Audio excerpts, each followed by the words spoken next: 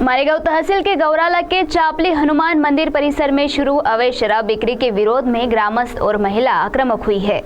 Maregaon police को 7 दिनों का अल्टीमेटम दिया गया।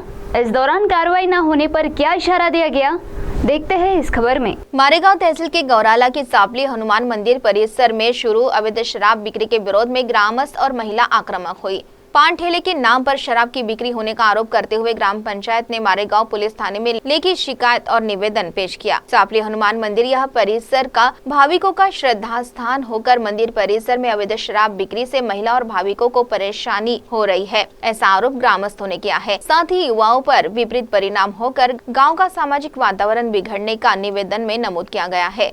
अवैध शराब बिक्री पर जल्द कानूनन कार्रवाई कर यह मामला कायम स्वरूपी बंद करे, ऐसी मांग ग्राम पंचायत ने की है। 7 दिनों में कार्रवाई न होने पर ग्राम पंचायत के पदाधिकारी, महिला और ग्रामस्थ मारेगांव पुलिस थाने के सामने बेमियादी आमरण अनशन करेंगे, ऐसा इशारा दिया गया है। सरपंच मयूरी चंद्रकांत धोबे, उप सरपंच अतुल परशुराम गानफाड़े, ग्राम पंचायत सदस्यों के साथ अनेक महिला और ग्रामस्थों ने निवेदन पर हस्ताक्षर किए हैं। अब मारेगांव पुलिस इस शिकायत पर कौन सी कार्रवाई करती है, इस और ग्रामस्थों का ध्यान लगा है। नमस्कार, मी मयूरी चंद्रकांत धोबे, ग्रामपंचायत गौराडा सरपंच।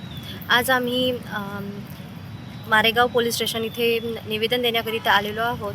कारण आमच्या ग्रामपंचायत परिसरातील पवनसूत हनुमान मंदिराजवळील दारूची अवैधरित्या विक्री होत असल्यामुळे आमच्या गावातील महिलांचं घर उद्ध्वस्त होत आहे। त्यांच्या मुलाबाळांना ते व्यसनाधीन होत आहे। त्यामुळे गावातील महिलांचे विचार खूप निगडीत चाललेले आहे। कारण त्यांची मुलं, त्यांचे घरवाले व्यसनाधीन जात आहे आणि घरी वापस आले की ते अवैधरित्या त्यांच्याशी वागत आहे आणि त्या दारूच्या व्यसनाधीन जाऊन काही लोकांचे तिथे ॲक्सिडेंट सुद्धा होत आहे, अपघात होत आहे।